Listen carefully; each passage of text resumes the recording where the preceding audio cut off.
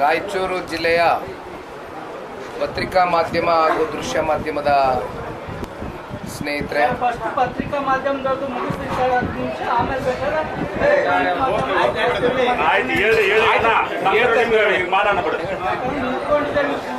ಆಯ್ತಣ್ಣ, ನೀನು ಹೇಳ್ದಂಗೆ ಆಯ್ತು. ಸರಿ ಸರಿ ಮಾಡೋಣ. ಮುಂದೆ ಮುಂದೆ ಮುಂದೆ ಮುಂದೆ ಬೇರೆ ಥರ ವ್ಯವಸ್ಥೆಗಳು ಮಾಡೋಣ.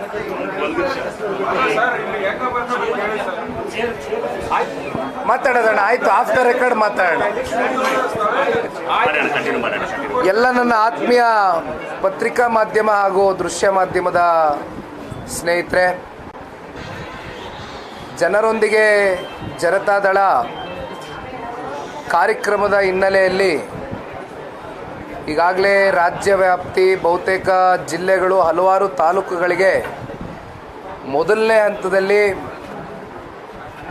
ಸದಸ್ಯತ್ವ ನೋಂದಣಿಯನ್ನು ಮಾಡ್ತಕ್ಕಂಥದ್ದಕ್ಕೆ ಈಗಾಗಲೇ ಒಂದು ನಂಬರನ್ನು ನಿಗದಿ ಮಾಡಿದ್ದೇವೆ. ಆ ನಂಬರಿಗೆ ಈಗಾಗಲೇ ಸಾಕಷ್ಟು ಮಿಸ್ಡ್ ಕಾಲ್ಗಳು ಬರ್ತಕ್ಕಂಥದ್ದಷ್ಟೇ ಅಲ್ಲ, ಭಾಳ ಜನ ಇವತ್ತು ಆ್ಯಕ್ಟಿವ್ ಮೆಂಬರ್ ಆಗಿ ರಿಜಿಸ್ಟ್ರೇಷನ್ ಮಾಡ್ಕೊಳ್ತಕ್ಕಂಥ ಪ್ರಕ್ರಿಯೆಗಳು ನಿರಂತರವಾಗಿ ಸಾಗ್ತಾ ಇದೆ. ಪಕ್ಷದ ವರಿಷ್ಠರು ಸನ್ಮಾನ್ಯ ದೇವೇಗೌಡರು ಸಾಹೇಬರು ಹಾಗೂ ನಮ್ಮ ನಾಯಕರಾದಂಥ ಕುಮಾರಣ್ಣ ಅವರು JP ಭವನದಲ್ಲಿ ಚಾಲನೆಯನ್ನು ಕೊಟ್ಟರು. ಎಲ್ಲ ನಮ್ಮ ಪಕ್ಷದ ಶಾಸಕ ಮಿತ್ರರು, ಮಾಜಿ ಶಾಸಕರು, ಕಳೆದ ಸಾರ್ವತ್ರಿಕ ಚುನಾವಣೆಗಳಲ್ಲಿ ಅಭ್ಯರ್ಥಿಗಳಾಗಿ ಸ್ಪರ್ಧೆ ಮಾಡತಕ್ಕಂಥ ಎಲ್ಲ ಅಭ್ಯರ್ಥಿಗಳು ಕೂಡ ಅವತ್ತು ಆ ವೇದಿಕೆಯಲ್ಲಿ ಉಪಸ್ಥಿತರಿದ್ದರು. ತುಮಕೂರು ಜಿಲ್ಲೆಯಿಂದ ಪ್ರವಾಸವನ್ನು ಕೈಗೆತ್ಕೊಂಡಿರ್ತಕ್ಕಂಥದ್ದು ರಾಮನಗರ ಜಿಲ್ಲೆನೂ ಮುಕ್ತಾಯ ಆಗಿದೆ. ಕಲ್ಯಾಣ ಕರ್ನಾಟಕ ಭಾಗಕ್ಕೆ ಇವತ್ತು ವಿಶೇಷವಾಗಿ ರಾಯಚೂರು ಜಿಲ್ಲೆಗೆ ಬಂದಿರತಕ್ಕಂಥದ್ದು 2 ದಿನಗಳ ಪ್ರವಾಸ. ನಿನ್ನೆಯ ದಿನ ಸಿಂಧನೂರು ಮತ್ತು ಮಾನ್ವಿ ವಿಧಾನಸಭಾ ಕ್ಷೇತ್ರಕ್ಕೆ ನಮ್ಮ ರಾಜ ವೆಂಕಟಪ್ಪ ನಾಯಕರವರು ಮತ್ತು ಹಿರಿಯರಾಗಿರ್ತಕ್ಕಂಥ ನಾಡಗೌಡರು ಸಾಹೇಬರು ಇಬ್ಬರ ನೇತೃತ್ವದಲ್ಲಿ, ಅವರ ಸಮ್ಮುಖದಲ್ಲಿ ಪಕ್ಷದ ಎಲ್ಲ ಮುಖಂಡರುಗಳು, ಕಾರ್ಯಕರ್ತರನ್ನ ಭೇಟಿಯಾಗಿ ಕೆಲವೊಂದಷ್ಟು ಪಕ್ಷದ ಸಂಘಟನೆಯ ಕುರಿತು ಮಾತನಾಡ್ತಕ್ಕಂಥದ್ದಕ್ಕೆ ಒಂದು ವೇದಿಕೆಯನ್ನು ಸಜ್ಜು ಮಾಡಿದರು. ಆ ಹಿನ್ನೆಲೆಯಲ್ಲಿ ರಾತ್ರಿ 10-10:30 ಗಂಟೆವರೆಗೂ ಕೂಡ ಮಾನ್ವಿಯಲ್ಲಿ ಯಾರೂ ಕೂಡ ಪಕ್ಷದ ಮುಖಂಡರುಗಳು, ಕಾರ್ಯಕರ್ತರು ಮಧ್ಯಾಹ್ನದ ವೇಳೆ 3 ಗಂಟೆಗೆ ಸಮಯ ಕೊಟ್ಟಿದ್ದರೂ ಕೂಡ ಸ್ವಲ್ಪ ರ್ಯಾಲಿ ಮಾಡ್ತಕ್ಕಂಥದ್ದು ಇವೆಲ್ಲವೂ ಕೂಡ ತಡ ಆದರೂ ಭಾಳ ತಾಳ್ಮೆಯಿಂದ ಸಮಾಧಾನವಾಗಿ ಪಕ್ಷದ ಕಾರ್ಯಕರ್ತರುಗಳು ಹೊರಚಿರ್ತಕ್ಕಂಥದ್ದು ಬಹುಶಃ ಇದು ಒಂದು ರೀತಿ ನಮ್ಮ ಪಕ್ಷಕ್ಕೆ ಮುಂದಿನ ದಿನಗಳಲ್ಲಿ ಒಂದು ಒಳ್ಳೆಯ ಬೆಳವಣಿಗೆಯ ಒಂದು ದಿಕ್ಸೂಚಿ ಅಂತಕ್ಕಂಥದ್ದು ನಾನು ಪಕ್ಷದ ಕಾರ್ಯಕರ್ತನಾಗಿ ನಂಬಿದ್ದೇನೆ. ಇವತ್ತು ಪಕ್ಷದ ವರಿಷ್ಠರು, ಮುತ್ಸದ್ದಿಗಳು, ದೇಶ ಕಂಡಂಥ ಅಪರೂಪ ನಾಯಕರಾಗಿರ್ತಕ್ಕಂಥ ಮಾಜಿ ಪ್ರಧಾನಮಂತ್ರಿಗಳು ಸನ್ಮಾನ್ಯ ಶ್ರೀ ದೇವೇಗೌಡರು ಸಾಹೇಬರು ದೇವದುರ್ಗಕ್ಕೆ ಆಗಮಿಸ್ತಾ ಇದ್ದಾರೆ. ಅವರು ಆಗಮಿಸಲಿಕ್ಕೆ ಮುಖ್ಯವಾದಂಥ ಕಾರಣ ದೇವದುರ್ಗದ ಶಾಸಕಿಯಾಗಿರ್ತಕ್ಕಂಥ ಕರಿಯಮ್ಮ ನಾಯಕರವರು ಇತ್ತೀಚೆಗೆ ಬೆಂಗಳೂರಿಗೆ ಬಂದಂಥ ಸಂದರ್ಭದಲ್ಲಿ ಕಳೆದ ಒಂದು 2-3 ತಿಂಗಳಿಂದ ನಿರಂತರವಾಗಿ ಹೇಳ್ತಾನೆ ಇದ್ದರು. ನಮ್ಮ ಕಚೇರಿಗೆ ಬಂದಾಗ ಸಾಹೇಬರು ಇದ್ದರು, ರಾಜ ವೆಂಕಟಪ್ಪ ನಾಯಕರವರು ಇದ್ದರು, ಎಲ್ಲರೂ ಇದ್ದರು. ಆ ಸಂದರ್ಭದಲ್ಲಿ ದೇವೇಗೌಡರು ಸಾಹೇಬ್ರಿಗೆ ದೂರವಾಣಿ ಮೂಲಕ ಫೋನ್ನಲ್ಲಿ ಮಾತನಾಡಿದಾಗ ಕರಿಯಮ್ಮಜಿಯವರು ಥರ ದೊಡ್ಡ ಸಾಹೇಬ್ರ ಒಂದು ಪ್ರತಿಮೆಯ ಅನಾವರಣ ಮಾಡಬೇಕು ಅಂತಕ್ಕಂಥದ್ದು, ಅವ್ರ ಕೈಯಿಂದನೇ ಮಾಡಿಸ್ಬೇಕು ಅಂತಕ್ಕಂಥದ್ದು ದೇವದುರ್ಗದ ಕಾರ್ಯಕರ್ತರು, ಮುಖಂಡರು ಹಾಗೂ ಕ್ಷೇತ್ರದ ಜನತೆಯಲ್ಲೂ ಕೂಡ ಒಂದು ಬಯಕೆ ಇದೆ. ಅದಕ್ಕೆ ಕಾರಣ ಬಹುಶಃ ಅವರ ಕೃಷ್ಣ ಮೇಲ್ದಂಡೆ ಯೋಜನೆ ನಾರಾಯಣಪುರದ್ದು ಮುಖ್ಯಮಂತ್ರಿಗಳಾದಂಥ ಸಂದರ್ಭದಲ್ಲಿ ತಾವು ಹೇಳ್ದಂಗೆಲ್ಲ ಆ ಒಂದು ಯೋಜನೆಗೆ ಚಾಲನೆಯನ್ನು ಏನು ಕೊಟ್ಟರು, ನಾರಾಯಣಪುರದ ಆ ಕಾಲುವೆಯನ್ನು ನಿರ್ಮಾಣ ಮಾಡ್ತಕ್ಕಂಥದ್ದಕ್ಕೆ ಅದರ ಮುಂದುವರೆದ ಭಾಗವಾಗಿ 1,14,000 ಹೆಕ್ಟರ್ ರಾಯಚೂರು ಜಿಲ್ಲೆಯಲ್ಲಿ ನೀರಾವರಿ ಪ್ರದೇಶವಾಗಿ ಅದನ್ನು ಕನ್ವರ್ಟ್ ಮಾಡ್ತಕ್ಕಂಥದ್ದಕ್ಕೆ ಸನ್ಮಾನ್ಯ ದೇವೇಗೌಡರು ಸಾಹೇಬರು ಈ ದೇಶದ ಪ್ರಧಾನಮಂತ್ರಿಗಳಾದಂಥ ಸಂದರ್ಭದಲ್ಲಿ 96 ಮತ್ತು 97ರಲ್ಲಿ ಆಕ್ಸಿಲರೇಟೆಡ್ ಇರಿಗೇಷನ್ ಸ್ಕೀಮ್ ಒಂದು ಪಾಲಿಸಿಯನ್ನು ಇಂಟ್ರಡ್ಯೂಸ್ ಮಾಡಿದ್ವಿ. ಅಲ್ಲಿಂದ ಇಲ್ಲಿವರೆಗೂ ಯಾವ್ಯಾವ ನಮ್ಮ ರಾಜ್ಯದಲ್ಲಿ ನೀರಾವರಿಗಳು ನೆನೆಗುದಿಗೆ ಬಿದ್ದಿತ್ತು ಅವೆಲ್ಲದಕ್ಕೂ ಕೂಡ ನಿರಂತರವಾಗಿ ಹಣ ಬರ್ತಕ್ಕಂಥದ್ದಕ್ಕೆ ಇಲ್ಲಿವರೆಗೂ ಹತ್ತತ್ರ 19,000 ಕೋಟಿ ನಿರಂತರವಾಗಿ ಈಗಲೂ ಕೂಡ ಕೇಂದ್ರ ಸರ್ಕಾರದ ಕಡೆಯಿಂದ ಆ ಒಂದು ಪಾಲಿಸಿಯನ್ನು ಏನು ಇಂಟ್ರಡ್ಯೂಸ್ ಮಾಡಿದ್ರು, ನಿರಂತರವಾಗಿ ನಮ್ಮ ರಾಜ್ಯದಲ್ಲಿರ್ತಕ್ಕಂಥ ಎಲ್ಲ ನೀರಾವರಿಗಳಿಗೆ ಇವತ್ತು ನೆನೆಗುದ್ದಿಗೆ ಬಿದ್ದಿರ್ತಕ್ಕಂಥದ್ದಕ್ಕೆ ಎಲ್ಲ ಒಂದು ವೇಗವನ್ನು ಕೊಟ್ಟು ಒಂದು ಚಾಲನೆಯನ್ನು ಕೊಟ್ಟಿರ್ತಕ್ಕಂಥದ್ದು ಸನ್ಮಾನ್ಯ ದೇವೇಗೌಡರು ಸಾಹೇಬರು. ಆ ಹಿನ್ನೆಲೆಯಲ್ಲಿ ಇವತ್ತು ರಾಯಚೂರು ಜಿಲ್ಲೆಯಲ್ಲಿ ಜನತಾದಳ ಪಕ್ಷ ಏನಾದರೂ ಭದ್ರವಾಗಿ ಈಗಲೂ ಕೂಡ ಜನಗಳ ಮನಸ್ಸಿನಲ್ಲಿ ಉಳಿದಿದೆ ಅಂತಕ್ಕಂಥದ್ದಾದರೆ ಅದಕ್ಕೆ ಸನ್ಮಾನ್ಯ ದೇವೇಗೌಡರು ಸಾಹೇಬರು ಮೂಲ ಕಾರಣಕರ್ತರು ಅಂತಕ್ಕಂಥದ್ದನ್ನು ಈ ಸಂದರ್ಭದಲ್ಲಿ ಯಾರೂ ಕೂಡ ಅದನ್ನು ಮರಿಲಿಕ್ಕಾಗದೇ ಇರತಕ್ಕಂಥ ಒಂದು ವಿಚಾರ ನಾವೆಲ್ಲರೂ ಸ್ಮರಿಸ್ಕೊಳ್ತೇವೆ. ಆ ಹಿನ್ನೆಲೆಯಲ್ಲಿ ಇವತ್ತು ಅವರು ಕೂಡ ಭೇಟಿಯನ್ನು ಕೊಡ್ತಾ ಇದ್ದಾರೆ. ಹಾಗಾಗಿ ಇವತ್ತು ಇಲ್ಲಿಂದ ದೇವದುರ್ಗಕ್ಕೆ ತೆರಳ್ತಾ ಇದ್ದೇವೆ. ನಮ್ಮ ಜಿಲ್ಲಾ ಮಟ್ಟದ ಎಲ್ಲ ನಾಯಕರುಗಳೆಲ್ಲ ಒಟ್ಟಾಗಿ ಹೋಗ್ತಾ ಇದ್ದೇವೆ.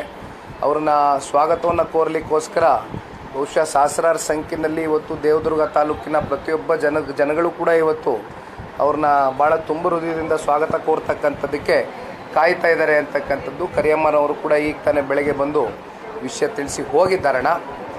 ಒಟ್ಟಾರೆಯಾಗಿ ಈ ಒಂದು ಪ್ರವಾಸ ಪಕ್ಷ ಸಂಘಟನೆ, ಪಕ್ಷವನ್ನು ಬಲವರ್ಧನೆ ಮಾಡ್ತಕ್ಕಂಥದ್ದು. ಏಕೆಂದರೆ ಬಹುತೇಕರಲ್ಲಿ ಒಂದು ಪ್ರಶ್ನೆ ಮೂಡಿದೆ, ಇನ್ನು 3 ವರ್ಷ ಇದೆ ವಿಧಾನಸಭಾ ಚುನಾವಣೆಗೆ, ಈಗಲೇ ರಾಜ್ಯ ಪ್ರವಾಸ ಮಾಡ್ತಾ ಇದ್ದಾರಲ್ಲ ಜನತಾದಳದವರು ಅಂತಕ್ಕಂಥದ್ದು. ಆದರೆ ಒಂದು ನಮ್ಮ ಕಣ್ಣು ಮುಂದೆ ಮುಂದಿನ ದಿನಗಳಲ್ಲಿ ನಾವು ಎದುರಿಸ್ತಕ್ಕಂಥ ಸ್ಥಳೀಯ ಚುನಾವಣೆ, ಮೊದಲನೇದಾಗಿ ಡಿಸೆಂಬರ್ ತಿಂಗಳಲ್ಲಿ ನಾವು ಎದುರು ನೋಡ್ತಾ ಇರ್ತಕ್ಕಂಥದ್ದು ಕಾರ್ಯಕರ್ತರ ಚುನಾವಣೆ, ಗ್ರಾಮ ಪಂಚಾಯಿತಿ ಚುನಾವಣೆ ಏನು ಬರ್ತಾ ಇದೆ. ಜೊತೆಯಲ್ಲಿ ಈಗಾಗಲೇ ಜಿಲ್ಲಾ ಪಂಚಾಯಿತಿ, ತಾಲೂಕು ಪಂಚಾಯಿತಿ ಚುನಾವಣೆಗಳು ಭಾಳ ಸಮಯದಿಂದ ನಡಿಬೇಕಾಗಿದೆ. ಆದರೆ ಸರ್ಕಾರ ಯಾವುದೇ ರೀತಿ ಇನ್ನೂ ಮನಸ್ಸು ಮಾಡ್ತಾ ಇಲ್ಲ. ಕೋರ್ಟು ಈಗಾಗಲೇ ನೀವು ನಡೆಸಬೇಕು ಈ ಕೂಡಲೇ ಜಿಲ್ಲಾ ಪಂಚಾಯಿತಿ, ತಾಲೂಕು ಪಂಚಾಯಿತಿ ಚುನಾವಣೆಗಳನ್ನ ಅಂತಕ್ಕಂಥದ್ದು ಆಗಲೇ ಛೀಮಾರಿ ಆಗೋಗಿದೆ. ಹಾಗಾಗಿ ನೋಡೋಣ ಜಿಲ್ಲಾ ಪಂಚಾಯಿತಿ, ತಾಲೂಕು ಪಂಚಾಯಿತಿ ಸರ್ಕಾರ ಯಾವಾಗ ನಡೆಸಲಿಕ್ಕೆ ಮನಸ್ಸು ಮಾಡ್ತಾರೆ ಅಂತಕ್ಕಂಥದ್ದು. ಆದರೆ ಅದಕ್ಕಿಂತ ಪೂರ್ವದಲ್ಲಿ ಗ್ರಾಮ ಪಂಚಾಯಿತಿ ಚುನಾವಣೆ ಅಂದರೆ ಇವತ್ತು ರಾಜಕಾರಣ ಹುಡ್ತಕ್ಕಂಥದ್ದೇ ಗ್ರಾಮಗಳಲ್ಲಿ. ಹಾಗಾಗಿ ಪಂಚಾಯಿತಿ ಸದಸ್ಯರುಗಳು ಜನತಾದಳ ಪಕ್ಷದ ಬೆಂಬಲಿತ ಅಭ್ಯರ್ಥಿಗಳಾಗಿ ಏನು ಕಣಕ್ಕಿಳಿತಾರೆ ಪಂಚಾಯಿತಿ ಚುನಾವಣೆಯಲ್ಲಿ, ಅವ್ರಿಗೆ ಪಕ್ಷ ಇಡೀ ರಾಜ್ಯಾದ್ಯಂತ ಬೆನ್ತಟ್ಟಿ ಅವರಿಗೆ ಬೆಂಬಲವಾಗಿ ನಿಂತು ಅವ್ರಿಗೆ ಶಕ್ತಿಯನ್ನು ತುಂಬಿಸ್ತಕ್ಕಂಥ ಕೆಲಸ ಮಾಡಿದರೆ ಮುಂದಿನ ದಿನಗಳಲ್ಲಿ ಅವರು ಈ ಪಕ್ಷವನ್ನು ಮುಂಬರ್ತಕ್ಕಂಥ ವಿಧಾನಸಭಾ ಸಾರ್ವತ್ರಿಕ ಚುನಾವಣೆಯಲ್ಲಿ ಎಲ್ಲರೂ ಭಾಳ ಹುಮ್ಮಸ್ಸಿನಿಂದ ಓಡಾಡ್ತಾರೆ ಅಂತಕ್ಕಂಥದ್ದನ್ನು ಈ ಸಂದರ್ಭದಲ್ಲಿ ನಾವೆಲ್ಲರೂ ಅರ್ಥೈಸ್ಕೊಂಡಿದ್ದೀವಿ ಸರ್. ಜೆಡಿಎಸ್ ಬಿಜೆಪಿ ಮೈತ್ರಿ ಸ್ಥಳೀಯ ಚುನಾವಣೆಗಳಲ್ಲಿ ಮುಂದುವರಿತದ? ಜನತಾದಳ ಪಕ್ಷ ಮತ್ತು ಭಾರತೀಯ ಜನತಾ ಪಾರ್ಟಿಯ ಸಮ್ಮಿಲನ ಏನಿದೆ, ಕಳೆದ ಲೋಕಸಭಾ ಚುನಾವಣೆಯ ಸಂದರ್ಭದಲ್ಲಿ ರಾಜ್ಯದ ಹಿತದೃಷ್ಟಿಯಿಂದ ದೇಶದ ಗೌರವಾನ್ವಿತ ಪ್ರಧಾನಮಂತ್ರಿಗಳು ಶ್ರೀ ನರೇಂದ್ರ ಮೋದಿಜಿಯವರ ಇತ್ತೀಚೆಗೆ 11 ವರ್ಷ ಅವರು ಆಡಳಿತವನ್ನು ಮಾಡಿರ್ತಕ್ಕಂಥ ಒಂದು ಪೂರೈಸಿರ್ತಕ್ಕಂಥ ದಿನ ಇತ್ತೀಚೆಗೆ ನಾವೇನು ನೋಡಿದ್ವಿ ತಾವೆಲ್ಲ ಗಮನಿಸ್ಕೊಂಡು ಬಂದಿರ್ಬೋದಣ್ಣ. ಜಾತ್ಯತೀತ ತತ್ವ ಸಿದ್ಧಾಂತದ ಮೇಲೆ ನಮ್ಮ ಪಕ್ಷವನ್ನು ಕಟ್ಟಿದ್ದೇವೆ. ನಮ್ಮ ತತ್ವ ಸಿದ್ಧಾಂತಗಳಲ್ಲಿ ಯಾವುದೇ ಬದಲಾವಣೆಗಳಿರೋದಿಲ್ಲ. ನಾವು ಎಲ್ಲ ಸಮುದಾಯಗಳು ಸಮಾಜವನ್ನು ಒಗ್ಗೂಡಿಸಿ ನಾವು ಜೊತೆಯಲ್ಲಿ ಕರ್ಕೊಂಡು ಹೋಗ್ತೇವೆ. ಆದರೆ ಒಂದು ದೇವೇಗೌಡರು ಸಾಹೇಬರು ಬಹುಶಃ ಇಷ್ಟು ವರ್ಷದ ದೀರ್ಘಕಾಲದ ರಾಜಕಾರಣದ ಬದುಕಿನಲ್ಲಿ ಪ್ರಪ್ರಥಮವಾಗಿ ಮನಸ್ಪೂರ್ವಕವಾಗಿ, ಏಕೆಂದರೆ ದೇವೇಗೌಡರು ಸಾಹೇಬರು ಬೆಳಗ್ಗೆ ಒಂದು, ಮಧ್ಯಾಹ್ನ ಒಂದು, ರಾತ್ರಿ ಒಂದು ತಿರುಗಿ ಪಡೆದುಕೊಳ್ತಕ್ಕಂಥ ವ್ಯಕ್ತಿತ್ವ ಅಲ್ಲ. ರಾಜ್ಯದ ಜನತೆಯೂ ಕೂಡ ನೋಡಿದ್ದಾರೆ. ಅವರಲ್ಲಿ ಒಂದು ಸ್ಪಷ್ಟತೆ ಇದೆ. ಅವರ ನಿರ್ಧಾರದಲ್ಲಿ ಅತ್ಯಂತ ಸ್ಪಷ್ಟವಾಗಿ ತಗೊಂಡಿರ್ತಕ್ಕಂಥ ನಿರ್ಧಾರ. ಹಾಗಾಗಿ ಜನತಾದಳ ಇರ್ಬೋದು, ಬಿ ಜೆ ಪಿ ಇರ್ಬೋದು, ತಾವು ಕೇಳಿದಂಥ ಪ್ರಶ್ನೆಗೆ ನಮ್ಮ ಯಾವುದೇ ಒಂದು ಮಿತ್ರತ್ವದಲ್ಲಿ ಸ್ಥಳೀಯ ಚುನಾವಣೆ ನೀವು ಪ್ರಶ್ನೆ ಮಾಡಿದ್ದೀರಣ್ಣ. ಸ್ಥಳೀಯ ಚುನಾವಣೆ ಏನಾಗ್ತದೆ, ಇದು ಕಾರ್ಯಕರ್ತರ ಚುನಾವಣೆ. ಸ್ಥಳೀಯ ಚುನಾವಣೆ ಎರಡು ಪಕ್ಷದಲ್ಲಿ ZPTP ಚುನಾವಣೆ ಬಂದಾಗ ಆಕಾಂಕ್ಷಿತರು ಜಾಸ್ತಿ ಇರ್ತಾರೆ, ಎಲ್ಲ ಕಡೆ ಇರ್ತಾರೆ, ಸರ್ವೇ ಸಾಮಾನ್ಯ ಎಲ್ಲ ಪಕ್ಷಗಳಲ್ಲೂ ಇರ್ತಾರೆ. ಹಾಗಾಗಿ ಇದು ಪಕ್ಷದ ಮುಖಂಡರುಗಳ ಜೊತೆನೂ ಕೂತು ಚರ್ಚೆ ಮಾಡಬೇಕಾಗ್ತದೆ. ಒಟ್ಟಾರೆಯಾಗಿ ಯಾವುದೇ ಇತ್ಯರ್ಥಗಳು ತೀರ್ಮಾನಗಳಾಗಬೇಕಾದ್ರೆ ದೆಹಲಿಯ ರಾಷ್ಟ್ರೀಯ ನಾಯಕರಿದ್ದಾರೆ, ನಮ್ಮ ವರಿಷ್ಠರು ದೇವೇಗೌಡರು ಸಾಹೇಬರಿದ್ದಾರೆ, ನಮ್ಮ ನಾಯಕರಂತ ಕುಮಾರಣ್ಣ ಅವರಿದ್ದಾರೆ. ಕೂತ್ಕೊಂಡು ಸೂಕ್ತವಾದಂಥ ಸಮಯದಲ್ಲಿ ಸೂಕ್ತವಾದಂಥ ನಿರ್ಧಾರ ತಗೊಳ್ತೇವೆ. ಸರ್, ಈಗ ನಿಮ್ಮ ಮೈತ್ರಿ ಪಕ್ಷ ಏನಿದೆ, BJP ಏನಿದೆ, ಮೈತ್ರಿ ಸಿದ್ಧಾಂತವನ್ನು ಪಾಲನೆ ಮಾಡ್ತಾ ಇಲ್ಲ. ಒಂದು ರಾಜ್ಯದಲ್ಲಿ ಯಾವುದೇ ಪ್ರತಿಭಟನೆಗಳಾಗಲಿ ಮಾಡೋ ಸಂದರ್ಭದಲ್ಲಿ ನಿಮ್ಮನ್ನು ವಿಶ್ವಾಸಕ್ಕೆ ತೆಗೆದುಕೊಳ್ಳದೆ ನಿಮ್ಮನ್ನು ಕಡೆಗಣಿಸುವ ಪ್ರತಿಭಟನೆ ಮಾಡ್ತಾರೆ. ಹೀಗಾಗಿ ನಿಮ್ಮ ಪಕ್ಷ ಹೆಂಗೆ ಸಂಘಟನೆ ಸರ್ಕಾರದ ವಿರುದ್ಧ ಪ್ರತಿಭಟನೆ ಮಾಡಲು ಅವ್ರು ನಿರ್ಲಕ್ಷ್ಯ ಮಾಡಿದರೆ? ನಾವು are a part of NDA. ನಾವು NDA ಅಲಯನ್ಸ್ನ ಪಾರ್ಟ್ನರ್ ಆಗಿದ್ದೇವೆ. ನಮ್ಮ ಪಕ್ಷ ನಾವು ಒಂದು ರಾಜಕೀಯ ಪಕ್ಷವಾಗಿ ನಾವು ಕೆಲವೊಂದಷ್ಟು ಸಂದರ್ಭದಲ್ಲಿ ಪ್ರತ್ಯೇಕವಾಗಿ ಹೋರಾಟಗಳು ಕೈಗೆ ಎತ್ಕೊಳ್ಬೇಕಾಗ್ತದೆ. ಒಂದಷ್ಟು ಸಂದರ್ಭದಲ್ಲಿ ನಾವು ಕಾಯ್ಲಿಕ್ಕಾಗೋದಿಲ್ಲ ಅಥವಾ ಅವ್ರು ಕಾಯ್ಲಿಕ್ಕಾಗೋದಿಲ್ಲ. ಈ ಕೂಡಲೇ ನಾವು ರಿಯಾಕ್ಟ್ ಆಗಬೇಕಾಗ್ತದೆ. ಸಿಚುವೇಶನ್ಗಳು ಆ ರೀತಿ ನಮ್ಮ ಕಣ್ಣು ಮುಂದೆ ಕಂಡು ಬರ್ತದೆ. ಅಂಥ ಸಂದರ್ಭಗಳಲ್ಲಿ ನಾವು ಪ್ರತ್ಯೇಕವಾಗಿ ಹೋರಾಟ ಮಾಡಿರ್ತಕ್ಕಂಥದ್ದು ಸತ್ಯ. ಬಟ್ ಒಂದಂತೂ ಸತ್ಯ, ಒಂದು ತಾವೇ ನೋಡಿದ್ದೀರಿ, ರಾಜ್ಯದಲ್ಲಿ ಮೂಢ ವಿಚಾರವಾಗಿ ಒಟ್ಟಾಗೆ ಪಾದಯಾತ್ರೆಯನ್ನು ಮಾಡಿದ್ವಿ, ಪ್ರತಿಭಟನೆಯನ್ನು ಮಾಡಿದ್ವಿ, ಸರ್ಕಾರದ ವಿರುದ್ಧವಾಗಿ ಧ್ವನಿಯನ್ನು ಎತ್ತಿದ್ವಿ. ಅದರ ಮುಂದುವರೆದ ಭಾಗವಾಗಿ ವಿಧಾನಸೌಧದಲ್ಲೂ ಕೂಡ ನಾವು ಒಟ್ಟಾಗೆ ಇದ್ದೇವೆ. ನಾವು ಅಲ್ಲಿ ಯಾವುದೇ ರೀತಿ ನಮ್ಮಲ್ಲಿ ಯಾವುದೇ ಅಪಸ್ವರಗಳಾಗಲಿ ಅಸಮಾಧಾನಗಳಾಗಲಿ ಇದು ಯಾವುದೇ ರೀತಿ ಎಡೆ ಮಾಡಿಕೊಡ್ತಕ್ಕಂಥ ಪ್ರಶ್ನೆನೇ ಇಲ್ಲ. ಒಂದು ಏನಂದರೆ ಬಹುತೇಕರಲ್ಲಿ ಒಂದು ಒಪಿನಿಯನ್ ಇದೆ, ಒಂದು ಇಮಿಡಿಯೇಟಾಗಿ ಕೋಆರ್ಡಿನೇಷನ್ ಒಂದು ಕಮಿಟಿ ಆಗಬೇಕು. ಸಮನ್ವಯತೆ ದೃಷ್ಟಿಯಿಂದ ಕೋಆರ್ಡಿನೇಷನ್ ಕಮಿಟಿ ಅತಿ ಶೀಘ್ರದಲ್ಲೇ ಆಗಬೇಕು ಅಂತಕ್ಕಂಥದ್ದು ಎರಡು ಪಕ್ಷದ ಮುಖಂಡರುಗಳ ಕಾರ್ಯಕರ್ತರೆಲ್ಲ ಬೈಕೆ ಇದೆ. ಮುಂದಿನ ದಿನಗಳಲ್ಲಿ ಅದೆಲ್ಲ ಕೂತು ಬಗೆಹರಿಸ್ತೀವಿ. ಸರ್, ಈಗ ರಾಜ್ಯದಲ್ಲಿ ಮಲೆಮಹದೇಶ್ವರ ಬೆಟ್ಟದಲ್ಲಿ 5 ಹುಲಿಗಳ ಸಾವಿಗೆ ಸಂಬಂಧಪಟ್ಟಂಗೆ ರಾಜಕೀಯ ಷಡ್ಯಂತ್ರ ಇದೆ ಅಂತ ಈಗಾಗಲೇ ಹೇಳ್ತಾ ಇದ್ದಾರೆ. ನಾನು ತಿಳಿದು ಮಾತಾಡ್ತೀನಿ. ರಾಯಚೂರು ಜಿಲ್ಲೆಯಲ್ಲಿ ಜನತಾದಳಕ್ಕೆ ಮೊದಲಿನ ಹಲವಾರು ವರ್ಷಗಳಿಂದ ಬೇಸಿದೆ. ಇಲ್ಲಿ ಯಾವಾಗ 3-4 ಜನ MLAಗಳು ಆಯ್ಕೆಯಿಂದ ಮಾಡಿದ್ದಾರೆ. ಆದರೆ ಟಿಕೆಟ್ ಹಂಚಿಕೆಯಲ್ಲಿ ಆದಂಥ ತಾರತಮ್ಯಗಳು ಮತ್ತು ಸರ್ಕಾರ ಇಲ್ಲ ಸಂದರ್ಭದಲ್ಲಿ ಪಕ್ಷದ ಸಂಘಟನೆ ಮಾಡ್ತಕ್ಕಂಥ ನಿರ್ಲಕ್ಷ್ಯದಿಂದಾಗಿ ರಾಯಚೂರು ಜಿಲ್ಲೆಯಲ್ಲಿ ಜನತಾದಳ ಅಷ್ಟೊಂದು ಪ್ರಾಬಲ್ಯ ಆಗ್ತಾ ಇಲ್ಲ. ಮತದಾರರು ನಿಮ್ಮ ಪರವಾಗಿದ್ದರೂ ನೀವು ಅದನ್ನು ಎನ್ಗೇಜ್ ಮಾಡ್ಕೊಬೇಕಾಗ್ತಿರೋ ಒಂದು ಭಾವನೆ ಇದೆ. ಈ ಹಿನ್ನೆಲೆಯಲ್ಲಿ ರಾಯಚೂರು ಜಿಲ್ಲೆಯಲ್ಲಿ JDSನ ಮತ್ತೊಂದು ಪ್ರಾಬಲ್ಯ ಮಾಡೋಕ್ಕೆ ಟಿಕೆಟ್ ಹಂಚಿಕೆಯಲ್ಲಿ ಭಾಳಷ್ಟು ತಾರತಮ್ಯಗಳಾಗ್ತವೆ. ಹೊರಗಡೆಯಲ್ಲಿ ಜನರೊಂದಿಗೆ ಜನತಾದಳ ಕಾರ್ಯಕ್ರಮವನ್ನು ಹಮ್ಮಿಕೊಂಡಿರ್ತಕ್ಕಂಥದ್ದು ಇದೇ ಉದ್ದೇಶದಿಂದ. ಯಾವ ಕಾರಣಕ್ಕೂ ನಾವು ಯಾವುದೋ ಒಂದು ಭಾಗಕ್ಕೆ ಸೀಮಿತವಾಗಿ ಇರತಕ್ಕಂಥ ಪಕ್ಷ ಎಲ್ಲ ಇದು. ರಾಜ್ಯಾದ್ಯಂತ ರಾಜ್ಯದ 7.5 ಕೋಟಿ ಕನ್ನಡಿಗರು ಇವತ್ತು ಪಕ್ಷಕ್ಕೆ ಅನೇಕ ಸಂದರ್ಭದಲ್ಲಿ ಆಶೀರ್ವಾದ ಮಾಡಿದ್ದಾರೆ. ಅಭ್ಯರ್ಥಿಗಳಿಗೆ ಒಳ್ಳೆ ಮತಗಳು ಕೊಟ್ಟಿದ್ದಾರೆ. ಅದು ಒಂದೊಂದು ಸಲ ಸೀಟ್ಗಳಾಗಿ ಪರಿವರ್ತನೆ ಆಗದೆ ಹೋಗಿರ್ಬೋದು. ಆದರೆ ಪಕ್ಷ ತಾವು ಹೇಳ್ದಂಗೆ ಸರ್, ಕಲ್ಯಾಣ ಕರ್ನಾಟಕದಲ್ಲಿ ವಿಶೇಷವಾಗಿ ರಾಯಚೂರು ಜಿಲ್ಲೆಯಲ್ಲಿ ಭಾಳ ಪ್ರಬಲವಾಗಿದೆ, ಬಲಿಷ್ಠವಾಗಿದೆ. ಹಾಗಾಗಿ ಸಂಘಟನೆ ದೃಷ್ಟಿಯಿಂದ ಇನ್ನು 3 ವರ್ಷ ಇದೆ ಚುನಾವಣೆಗೆ. ಯಾವುದೇ ವಿಚಾರ ಇರ್ಬೋದು. ಆಮೇಲೆ ರಾಜಾ ವೆಂಕಟಪ್ಪ ನಾಯಕ್ ಅವರು ಮತ್ತು ನಾಡಗೌಡರು ಸಾಹೇಬರು ಇವತ್ತು ಇಲ್ಲಿಬ್ಬರು ಕೂತಿದ್ದಾರೆ. ಇವತ್ತು ಒಂದು ನಾನು ವಿಚಾರವನ್ನು ತಿಳಿಸ್ಲಿಕ್ಕೆ ಬಯಸ್ತೇನೆ. ನಾವೇನು 5 ಗ್ಯಾರಂಟಿಗಳ ಬಗ್ಗೆ ಸಮರ್ಪಕವಾಗಿ ರಾಜ್ಯದ ಜನತೆಗೆ ಕಾಂಗ್ರೆಸ್ನ ಪ್ರಣಾಳಿಕೆಯಲ್ಲಿ ಘೋಷಣೆ ಮಾಡಿದಂಥ ಗ್ಯಾರಂಟಿಗಳು ತಿಂಗಳ ಹೆಣ್ಮಕ್ಳು ಅದೆಂಥದ್ದು ಗೃಹಲಕ್ಷ್ಮಿ ಅಂದರು, ಮತ್ತು ಗೃಹ ಜ್ಯೋತಿ ಅಂದರು, ಯುವ ನಿಧಿ ಅಂದರು, ಯಾವ ಸಮರ್ಪಕವಾಗಿ ಬಳಕೆ ಆಗ್ತಾಯಿಲ್ಲ ಅಂದಾಗ ಆಗ ಇನ್ನೂ ವಿಧಾನಸೌಧ ನಡೀತಾ ಸೆಷನ್ ಇತ್ತು. ಆ ಸಂದರ್ಭದಲ್ಲಿ ನಾವು ಬೆಂಗಳೂರಿನಲ್ಲಿ ಮಾಡಿರ್ತಕ್ಕಂಥದ್ದು ಅಷ್ಟೇ ಅಲ್ಲ, ಹೋರಾಟ ಇಡೀ ಜಿಲ್ಲಾದ್ಯಂತ ಎಲ್ಲ ಜಿಲ್ಲಾಧ್ಯಕ್ಷಗಳಿಗೆ ಕರೆ ಕೊಟ್ಟು ಹೋರಾಟವನ್ನು ಕೈಗೆತ್ಕೊಂಡಿದ್ದೇವೆ. ಒಟ್ಟಾರೆಯಾಗಿ ಪಕ್ಷ ಬಂದಿರತಕ್ಕಂಥದ್ದು ಹೋರಾಟದ ಹಿನ್ನೆಲೆಯಲ್ಲಿ ಅದನ್ನು ಮುಂದುವರಿಸ್ತೀವಿ. ಸರ್, ಈಗ JDS ಶಾಸಕರು ಅನುದಾನ ಕೊಡುವಲ್ಲಿ ಸರ್ಕಾರ ತಾರತಮ್ಯ ಮಾಡ್ತಾ ಇದೆ ಅಂತ ಹಿಂದೆ ಪಕ್ಷದ ಶಾಸಕರು ಆರೋಪ ಮಾಡಿದ್ದಾರೆ. ಇದು ಹೆಂಗಿದೆ ಅಂದರೆ ಇವತ್ತು ಮಜಾ, ಕಳೆದ ಒಂದು ವಾರ 10 ದಿನದಿಂದ ಕಾಂಗ್ರೆಸ್ನ ಶಾಸಕರೇನು 1 ಸಲ 2 ಸಲ ಗೆದ್ದಿರ್ತಕ್ಕಂಥ ಶಾಸಕರಲ್ಲ, ಒಬ್ಬೊಬ್ಬರು 6 ಬಾರಿ 7 ಬಾರಿ ಶಾಸಕರಾಗಿ ಆಯ್ಕೆ ಆಗಿರ್ತಕ್ಕಂಥವ್ರು.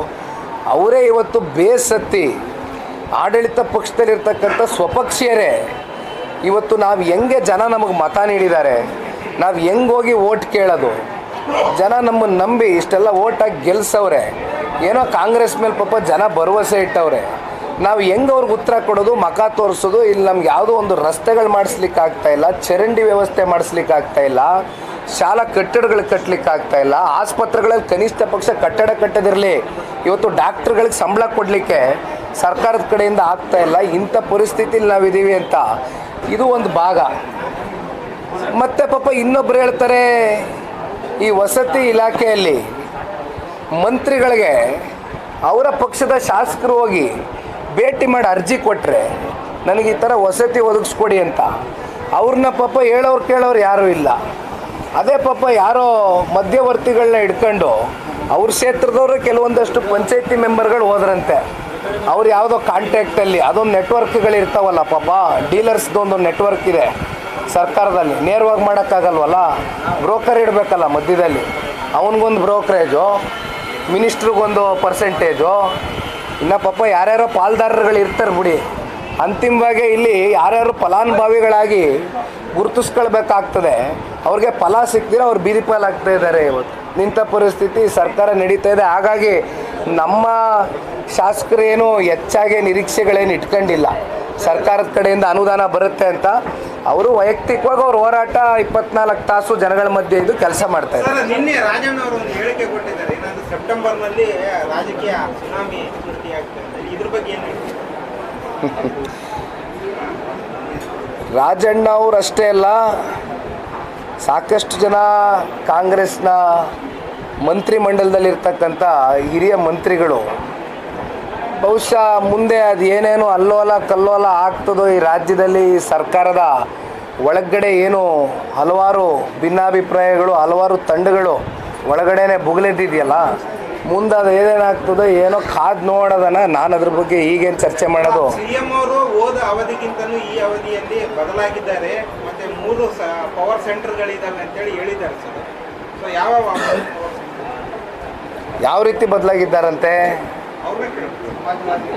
ಅದೇ ನನಗೂ ಅರ್ಥ ಆಗಿಲ್ಲ. ಅಂದರೆ ಹಿಂದೆ ಇದ್ದಂಥ ಸಿದ್ದರಾಮಣ್ಣನಿಗೂ ಈ ಬಾರಿ 2ನೇ ಬಾರಿ ಮುಖ್ಯಮಂತ್ರಿ ಆದಂಥ ಸಿದ್ದರಾಮಣ್ಣನಲ್ಲೂ ಒಂದು ಬದಲಾವಣೆ ಕಂಡಿದ್ದಾರಂಥ ಮಂತ್ರಿಗಳೇ. ಅದು ರಾಜ್ಯದ ಜನತೆನೂ ಒಪ್ಕೊಳ್ಬೇಕಾಗಿರ್ತಕ್ಕಂಥ ವಿಚಾರವೇ, ಅದರಲ್ಲೇನು ಅನುಮಾನ ಇಲ್ಲ.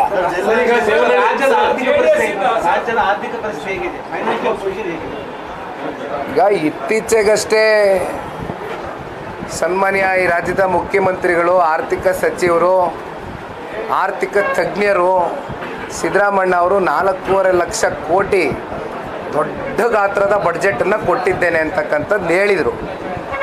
ಬಡ್ಜೆಟ್ ಏನೋ ಕೊಟ್ಟಿದ್ದೀರ ಸರಿ, ದೊಡ್ಡ ಗಾತ್ರದ ಬಡ್ಜೆಟ್ ಕೊಡಲಿಕ್ಕೆ ನಮ್ಮ ರಾಜ್ಯದ ಜನರ ಸಂಪತ್ತಿನ ಹಣ ಜೊತೆಗೆ ನಮ್ಮ ರಾಜ್ಯ ಇವತ್ತು ಭಾಳ ಸಮೃದ್ಧವಾಗಿರ್ತಕ್ಕಂಥ ರಾಜ್ಯ. ಆ ನಿಟ್ಟಿನಲ್ಲಿ 4.5 ಲಕ್ಷ ಕೋಟಿ ಬಡ್ಜೆಟನ್ನು ಕೊಟ್ಟಿರ್ಬೋದು. ಬಟ್ ಸಾಲ ಎಷ್ಟಾಗಿದೆ, ಸಾಲ ಎಷ್ಟು ಮಾಡಿದ್ದಾರೆ? ಗ್ಯಾರಂಟಿಗಳಿಗೆ ಇವರು ಪ್ರತಿ ವರ್ಷ 55,000 ಕೋಟಿ ಹಣಕಾಸನ್ನು ಹೊಂದಿಸ್ಬೇಕಾಗ್ತದೆ. ಗ್ಯಾರಂಟಿಗಳಿಗೆ ಅವರು ಕೊಡ್ಲಿಕ್ಕೆ ದುಡ್ಡಿಲ್ಲ. ಅಭಿವೃದ್ಧಿ ಅಂತಕ್ಕಂಥದ್ದು ನೀವು ಕೇಳೋದೇ ಬೇಡ. ಇತ್ತೀಚೆಗೆ ಮಾನ್ಯ ಮುಖ್ಯಮಂತ್ರಿಗಳು ಬಂದರು, ಯಾದಗಿರಿನಲ್ಲಿ ಓಪನ್ ಸಭೆಯಲ್ಲಿ ಸಮಾವೇಶದಲ್ಲಿ 13,000 ಕೋಟಿ ಕೊಟ್ಟಿದ್ದೀನಿ ಅಂದರು. KKRDB ಕಡೆಯಿಂದ, ಕ್ರಿಯಾ ಯೋಜನೆ ಕಡೆಯಿಂದ 13,000 ಕೋಟಿ ಕೊಟ್ಟಿದ್ದೀನಿ ಅಂದರು.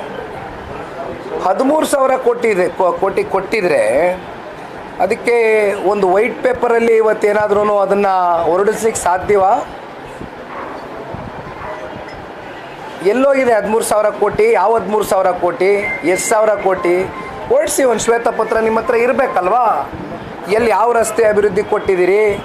ಅದೆಂಥದ್ದು ಆಸ್ಪತ್ರೆ ಕಟ್ತೀನಿ, ಆಸ್ಪತ್ರೆ ನಿರ್ಮಾಣ ಮಾಡ್ತೀನಿ ಅಂತ ರಾಯಚೂರಲ್ಲಿ ಭಾಷಣೆ ಮಾಡಿದ್ದಾರೆ. ನಾನು ಈಗ ತಾನು ಹೇಳೋದ್ನಲ್ಲ, ಡಾಕ್ಟ್ರುಗಳಿಗೆ, ನೌಕರರಿಗೆ ಇವತ್ತು ಕೊಡ್ಲಿಕ್ಕೆ ಸಂಬಳ ಎಲ್ಲ ಇವತ್ತು ಸರ್ಕಾರಿ ನೌಕರರುಗಳೇ ಆ ಪರಿಸ್ಥಿತಿ ಇದೆ ಇವತ್ತು.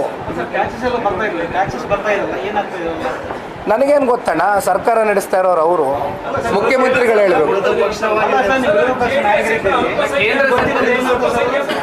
ಇದು ಕೇಂದ್ರ ಸರ್ಕಾರದ ಮೇಲೆ ಸುಳ್ಳು ಹೇಳ್ತಕ್ಕಂಥದ್ದು, ಆಪಾದನೆ ಮಾಡ್ತಕ್ಕಂಥದ್ದು ಬೇಡ. ಇತ್ತೀಚೆಗೆ 16 ಫೈನಾನ್ಸ್ ಕಮಿಟಿ ವಿಚಾರದಲ್ಲೂ ರಾಜ್ಯದ ಮುಖ್ಯಮಂತ್ರಿಗಳಾಗಿ ಏನಾದರೂ ಅವರು ಆ 16 ಫೈನಾನ್ಸ್ ಕಮಿಟಿಲಿ ಡೆಲ್ಲಿಲಿ ಹೋಗ್ಬಿಟ್ಟು ಬೇರೆ ಬೇರೆ ರಾಜ್ಯದ ಮುಖ್ಯಮಂತ್ರಿಗಳು ಕೂತಿದ್ರಲ್ಲ, ಸಿದ್ದರಾಮಣ್ಣ ಅವರು ಇದ್ರಣ್ಣ ಅಲ್ಲಿ. ಕೇಂದ್ರ ಸರ್ಕಾರನ ಇವತ್ತು ಎಷ್ಟು ಅವರು ಪರಿಗಣನೆಗೆ ತೊಗೊಂಡಿದ್ದಾರೆ. ಯಾಕೆಂದರೆ ನಾನೊಂದು ಮಾತು ಹೇಳ್ತೀನಿ, ಕುಮಾರಣ್ಣ ಅವರು 18ರಲ್ಲಿ ಸಮ್ಮಿಶ್ರ ಸರ್ಕಾರ ಕಾಂಗ್ರೆಸ್ ಜೊತೆ ಮಾಡಿದರು. ಆಗ ಕುಮಾರಣ್ಣ ಅವರು ಇಲ್ಲಪ್ಪ ನಾನು ಕಾಂಗ್ರೆಸ್ ಜೊತೆ ಮಾಡಿದ್ದೀನಿ ಅಂದ್ಬಿಟ್ಟು BJP ಜೊತೆ ಆಗಲಿ ಕೇಂದ್ರದ ಜೊತೆ ಆಗಲಿ ವೈರತ್ವವನ್ನು ಬೆಳೆಸಲಿಲ್ಲ.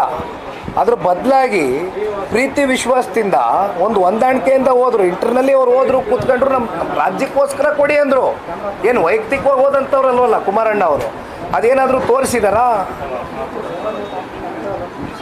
ಆ ಮನಸ್ಥಿತಿ ಏನಾದ್ರು ತೋರಿಸಿದ್ದಾರೆ ಇವತ್ತು ಸಿದ್ದರಾಮಣ್ಣ ಅವರು? ದೇಶದ ಪ್ರಧಾನಮಂತ್ರಿಗಳನ್ನ ಎಸ್ಸಲಿ ಭೇಟಿಯಾಗಿದ್ದರೆ ಹೋಗಲಿ, ರಾಜ್ಯದ ವಿಚಾರಗಳ ಬಗ್ಗೆ ಚರ್ಚೆ ಮಾಡಿದಾರಾ? ಯಾಕೆ ಹಂಗಾರೆ 16 ಫೈನಾನ್ಸ್ ಕಮಿಟಿನಲ್ಲಿ ಯಾಕೆ ಆಬ್ಸೆಂಟ್ ಆದರು? ಯಾಕೆ ಕೂರಲಿಲ್ಲ ಅವರು? ಯಾಕೆ ಬರಲಿಲ್ಲ ಹೇಳ್ಬೇಕಲ್ಲ. ಜಿಲ್ಲೆಯಲ್ಲಿ ಏನು ಹೋರಾಟ ನಡೀತಾ ಇದೆ ಸರ್, ಸ್ಥಳೀಯವಾಗಿ ಪ್ರಾದೇಶಿಕ ಪಕ್ಷವಾಗಿ ಇದು ಕಳೆದ 3 ವರ್ಷದಿಂದನೂ ಬಹುಶಃ ನಿರಂತರವಾಗಿ ಹೋರಾಟ ನಡೀತಾ ಇದೆಯಡ. ಇದು ನಾಡಗೌಡರು ಸಾಹೇಬರು ಇಲ್ಲಿದ್ದಾರೆ. ಅವರು ಒಂದು ನಿಯೋಗವನ್ನು ಸನ್ಮಾನ್ಯ ಕುಮಾರಣ್ಣ ಅವರ ಬಳಿ ಕರ್ಕೊಂಡು ಹೋಗಬೇಕು ಅಂತಕ್ಕಂಥದ್ರ ಬಗ್ಗೆ ಈಗಾಗಲೇ ಚರ್ಚೆ ಮಾಡಿದ್ದಾರೆ. ಬಹುಶಃ ಮುಂದಿನ ದಿನಗಳಲ್ಲಿ ಇದಕ್ಕೆ ಯಾವ ರೀತಿ ಆ ಏಮ್ಸ್ನ ಇಲ್ಲಿಗೆ ತಗೊಂಡು ಬರ್ತಕ್ಕಂಥದ್ದಕ್ಕೊಂದು ವ್ಯವಸ್ಥೆ ಮಾಡಬೇಕು. ನಮ್ಮ ಕಡೆಯಿಂದ ನಾವು ಪ್ರಾಮಾಣಿಕ ಪ್ರಯತ್ನ ಮಾಡ್ತೀವಿ.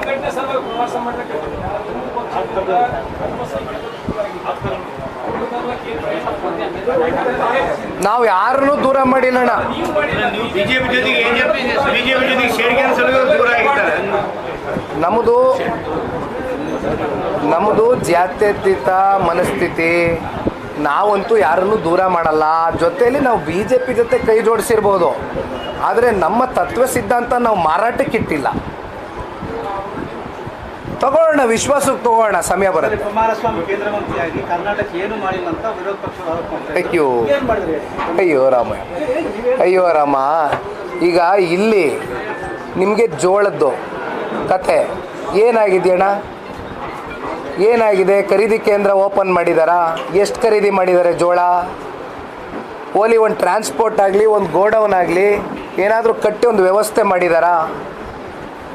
ಕುಮಾರಣ್ಣನ ಪ್ರಶ್ನೆ ಮಾಡ್ತಾರಲ್ಲ, ನಾನು 2 ಉದಾಹರಣೆ ಕೊಡಬಲ್ಲ. ಇವತ್ತು ರೈತರ ಪರ್ವ ಕುಮಾರಣ್ಣ ಕೇಂದ್ರದಲ್ಲಿ ಕೂತ್ಕೊಂಡು ಏನು ಮಾಡಿದ್ದಾರೆ ಅನ್ನೋದಕ್ಕೆ, ತಂಬಾಕು ಬೆಳೆಗಾರರು ಮೈಸೂರು ರೀಜನ್ನಲ್ಲಿ ಒಂದು 4 ತಾಲೂಕಲ್ಲಿ ತಂಬಾಕು ಬೆಳೀತಾರೆ. ಒಂದು KR ನಗರ, HD ಕೋಟೆ, ಪಿರಿಯಾಪಟ್ಟಣ, ಹುಣಸೂರು, ಹಾಸನ ಜಿಲ್ಲೆಯಲ್ಲಿ ಅರಕಲಗೂಡು. ಇವರು ತಂಬಾಕು ಬೆಳೆ ಪ್ರತಿ ವರ್ಷವೂ ಬೆಳೀತಾರೆ. ಪ್ರತಿ ವರ್ಷ ಅವರು ಪ್ರೊಡಕ್ಷನ್ನು ಸೇಲ್ ಆಗ್ತಕ್ಕಂಥದ್ದಕ್ಕೆ ಸಾಕಷ್ಟು ಸರ್ಕಸ್ಗಳು ಮಾಡ್ತಾರೆ ರೈತರು. ಇದು ಇರ್ತಕ್ಕಂಥ ವಾಸ್ತವಾಂಶ. ಈ ಬಾರಿ ಏನಾಯಿತು, ನಮ್ಮ ರೈತರು ಆ ಭಾಗದಲ್ಲಿ ಸಮಸ್ಯೆಯಲ್ಲಿದ್ದಂಥ ಸಂದರ್ಭದಲ್ಲಿ ನಮ್ಮನ್ನು ಅಪ್ರೋಚ್ ಮಾಡಿದರು. ನನ್ನನ್ನು ಭೇಟಿ ಮಾಡಿದಾಗ ನಾನು ಕುಮಾರಣ್ಣರ ಹತ್ರ ಕರ್ಕೊಂಡು ಹೋದೆ. ಕುಮಾರಣ್ಣವ್ರು ಡೆಲ್ಲಿಗೆ ಕರ್ಕಬಾ ಅಂತ ಹೇಳಿದ್ರು. ಅವರು ಉದ್ಯೋಗ ಭವನದಲ್ಲಿ ಅವತ್ತು ನಮ್ಮ ಪುಣ್ಯಕ್ಕೆ ಕಾಮರ್ಸ್ ಮಂತ್ರಿಗಳಾಗಿರ್ತಕ್ಕಂಥ ಪಿಯೂಷ್ ಗೋಯಲ್ರವರು ಕೂಡ ಇದ್ದರು. ರೈತರು ಒಂದು ನಿಯೋಗ ಬಂದರು. ರೈತರಲ್ಲಿ ಕೆಲವೊಂದಷ್ಟು ವಕೀಲರಿದ್ದರು, ವಿದ್ಯಾವಂತರುಗಳು ಆ ನಿಯೋಗದಲ್ಲಿ, ಆ ಕಮಿಟಿನಲ್ಲಿ ಇರ್ತಕ್ಕಂಥವ್ರು. ಅವ್ರು ನಮ್ಗೆ ಒಂದೇ ಮಾತು ಹೇಳಿದ್ರು, ನಮ್ಮ ಜೀವನದಲ್ಲಿ ನಾವು ಡೆಲ್ಲಿಗೆ ಎಷ್ಟೋ ಸಲ ಬಂದಿದ್ದೀವಿ, ಆದರೆ ಇಷ್ಟು ಒಂದು ಕೇಂದ್ರದ ಮಂತ್ರಿಗಳ ಜೊತೆ, ಕನ್ಸರ್ನ್ಡ್ ಮಿನಿಸ್ಟರ್ ಜೊತೆ ಕೂತ್ಕೊಂಡು ಚರ್ಚೆ ಮಾಡಿಸಿ ಇಮ್ಮಿಡಿಯೇಟಾಗಿ ನಮಗೆ ಆ ಪ್ರೊಡಕ್ಷನ್ ಏನು ಬೆಳೆದಿದ್ರು ತಂಬಾಕು ಬೆಳೆಗಾರರು, ಸಂಪೂರ್ಣವಾಗಿ ಆ ಪ್ರೊಡಕ್ಷನ್ನ ಖರೀದಿ ಮಾಡ್ತಕ್ಕಂಥದ್ದಕ್ಕೆ ಆದೇಶ ಹೊರಡಿಸಿದಂಥವ್ರು ಯಾರು? ಕಾಳಜಿ ತಗೊಂಡಂಥವ್ರು ಯಾರು? ಇದೇ ಕುಮಾರಣ್ಣೆ. ಈಗ ಇತ್ತೀಚೆಗೆ ಆಯ್ತಣ್ಣ, ಅದು ದೂರದ ಮಾತು, 6 ತಿಂಗಳಾಗೋಯ್ತು ಬಿಡಿ, ಹಳೆ ಟಾಪಿಕ್ ಅದು. ಈಗ ಇತ್ತೀಚೆಗೆ ಮಾವು ಬೆಳೆಗಾರರು ನಮ್ಮ ಚಿಕ್ಕಬಳ್ಳಾಪುರ, ಕೋಲಾರ, ರಾಮನಗರ, ಈ ರೀತಿ ಹಳೆ ಮೈಸೂರು ಪ್ರಾಂತ್ಯದಲ್ಲಿ ಒಂದಷ್ಟು ಜಿಲ್ಲೆಗಳಲ್ಲಿ ಮಾವು ಬೆಳೆಗಾರರು ಮಾವು ಬೆಳೆದಿದ್ರು. ಮಾವು ಮತ್ತೆ ಖರೀದಿ ಆಗ್ತಾ ಇರಲಿಲ್ಲ. ಅವ್ರು ಬೆಳೆದಂಥ ಬೆಳೆಗೆ ಸರಿಯಾದ ನಿಗದಿತ ಬೆಲೆನೂ ಸಿಗ್ತಾ ಇರಲಿಲ್ಲ ಅವ್ರಿಗೆ. ಅಂತಿಮವಾಗಿ ಏನು ಮಾಡಿದ್ರು ಕುಮಾರಣ್ಣವ್ರ ಬಳಿ ಹೋದರು. ರೈತರು ಹೇಳಿದ್ರು, ಅಪ್ರೋಚ್ ಮಾಡಿದರು, ದಯವಿಟ್ಟು ನಾವು 2.5 ಲಕ್ಷ ಮೆಟ್ರಿಕ್ ಟನ್ ಅಷ್ಟು ಬೆಳೆದಿದ್ದೀವಿ, ಇದೆಲ್ಲ ಬೀದಿಗೆ ಚೆಲ್ತಾ ಇದ್ದೀವಿ, ಇವತ್ತು ನಮ್ಮನ್ನು ಕಾಪಾಡಿ, ನಮ್ಮನ್ನು ಉಳಿಸ್ಕೊಳ್ಳಿ ಅಂತ ಹೇಳಿದ್ರು. ಏನು ಮಾಡಿದ್ರು ಕುಮಾರಣ್ಣವರು? ಇಡೀ ಜಗತ್ತು ನೋಡಿದೆ. ಇವತ್ತು ಎಲ್ಲ ಸೋಷಿಯಲ್ ಮೀಡಿಯಾ ಪ್ಲ್ಯಾಟ್ಫಾರ್ಮ್ಗಳಲ್ಲಿ ಹರಿದಾಡ್ತಾ ಇದೆ. ಕೇಂದ್ರದ ಕೃಷಿ ಮಂತ್ರಿ ಶಿವರಾಜ್ ಸಿಂಗ್ ಚೌಹಾಣ್ರವರಿಗೆ ಪತ್ರ ಬರೆದು ಒಂದೇ ದಿನದಲ್ಲಿ 2 ರಿಂದ 3 ಸಲ ಫೋನ್ ಕಾಲ್ ಮಾಡಿ ಅವರೇ ಸ್ವತಃ ಫಾಲೋ ಅಪ್ ಮಾಡಿ, ದಯವಿಟ್ಟು ನಮ್ಮ ರೈತರನ್ನ ಉಳಿಸ್ಕೊಳ್ಳಿ, ಯಾಗಾದರೂ ಮಾಡಿ 2.5 ಲಕ್ಷ ಮೆಟ್ರಿಕ್ ಟನ್ನು ನಮಗೆ 14,000 ಕ್ವಿಂಟಲ್ಗೆ 1616 ಪರ್ ಕ್ವಿಂಟಾಲ್ಗೆ ನಿಗದಿತ ಬೆಲೆ ಕೊಡಿಸಿ 2.5 ಲಕ್ಷ ಮೆಟ್ರಿಕ್ ಟನ್ನ ಇವತ್ತು ಸೇಲ್ ಮಾಡಿಸಿದವ್ರು ಯಾರು? ಏನು ಮಾಡಿಲ್ವ ಕುಮಾರಣ್ಣ ಅವರು? ಇವಾಗ EV ಬಸ್ಗಳು ಕೊಟ್ಟರವ್ರು ಯಾರು? ಎಲೆಕ್ಟ್ರಿಕ್ ವೆಹಿಕಲ್ಸು 4,300 ಬಸ್ಗಳು ಕೊಟ್ಟರವ್ರು ಯಾರು? ಭದ್ರಾವತಿ ವೈಜಾಗ್ದಣ್ಣ, RINL ಅಣ್ಣ ನಾನು ಹೇಳೋದು. RINL ವೈಜಾಗ್ನಲ್ಲಿ 1 ಲಕ್ಷ ಕೋಟಿ ಬೆಳೆ ಬಾಳ್ತಕ್ಕಂಥ ವೈಜಾಗ್ನ ಸ್ಟೀಲ್ ಪ್ಲ್ಯಾಂಟ್ ಏನಿತ್ತು ಅದನ್ನು ಕೇವಲ 10,000 ಕೋಟಿಗೆ ಮಾರಾಟ ಮಾಡಬೇಕು, ಪ್ರೈವೇಟೈಸೇಷನ್ ಮಾಡಬೇಕು, ಖಾಸಗೀಕರಣಕ್ಕೆ ಕೊಟ್ಬಿಡ್ಬೇಕು ಅಂತಕ್ಕಂಥ ನಿರ್ಧಾರ ಮಾಡಿದರು, ಡಿಸ್ಇನ್ವೆಸ್ಟ್ಮೆಂಟ್ ಸ್ಕೀಮ್ ಅಡಿ.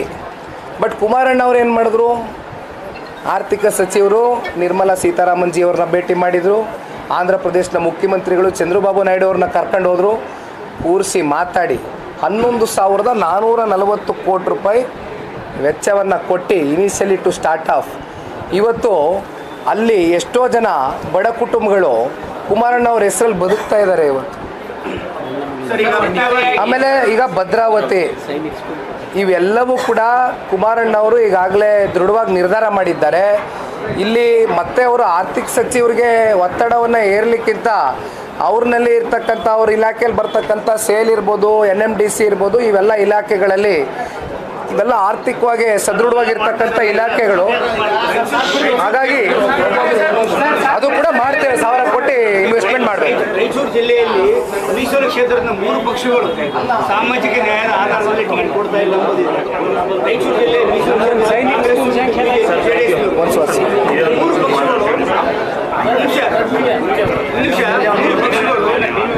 ಇದಾಗಿಲ್ವಾ ನಿಮ್ಮದು?